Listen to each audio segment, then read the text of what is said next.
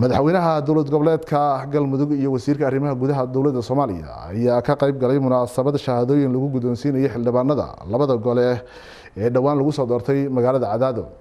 Deeqa Cabduqaadir Jinow ayaa warkaasi Cadaado inoogu soo dirtay. munaasabadan oo ahayd mid lagu sagootinayay shahaadooyin lagu guddoonsiinayo xildhibaanada cusub ee labada aqal ee baarlamaanka Soomaaliya oo dhawaan lagu doortay Cadaado ayaa habeennimadii xalay lagu qabtay madaxtooyada Galmudug. waxaa ka soo qayb galay munaasabada madaxweynaha Galmudug Cabdikariin Xuseen Guuleed, madaxweyne ku-xigeenka Galmudug, golayaasha maamulka, saraakiil, qaybaha bulshada, fanaaniin, iyadoona madaxdii kala duwaneed ee ka hadashay munaasabada xildhibaanada kula dardaarmay ka shaqeynta danta qaranka. wasiirka wasaaradda arrimaha gudaha iyo federaalka xukuumadda Soomaaliya Cabdiraxmaan Maxamed Xuseen Odowa kana mid ah xildhibaanadii lagu doortay Cadaado ayaa sheegay in aasaaska dowladnimo ee federaalka intiisa badan la qabtay haatana loo baahan yahay dhamaystirka shaqada harsan. markii Galmudug la dhisayay iyo caawa meesha ay joogto aad iyo aad bay u kala fog.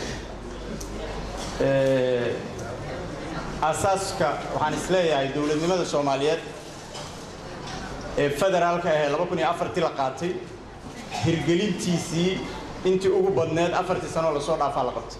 madaxweynaha Galmudug Cabdikariin Xuseen Guuleed ayaa ugu dambeyn munaasabada ka hadlay. waxaan idinku mahadcelinayaa dhagnuweelka aad nagu soo aadeen markaan idin wacnay.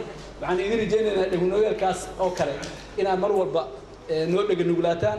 kulli waxaan idin wici doonaa dana gaar ma ah, waa dana guud iyo dana deegaankanaga iyo dalkanaga idin wici doonaa. waan ognahay mas'uuliyad qaran oo aad u culus in hortiina taalo. aad iyo aad u mahadsantihiin.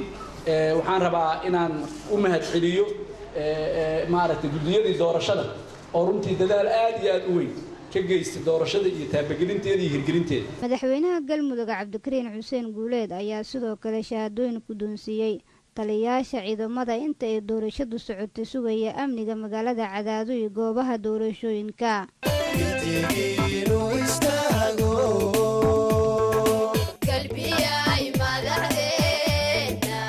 Deeqa Cabduqaadir Jinow, warbaahinta qaranka.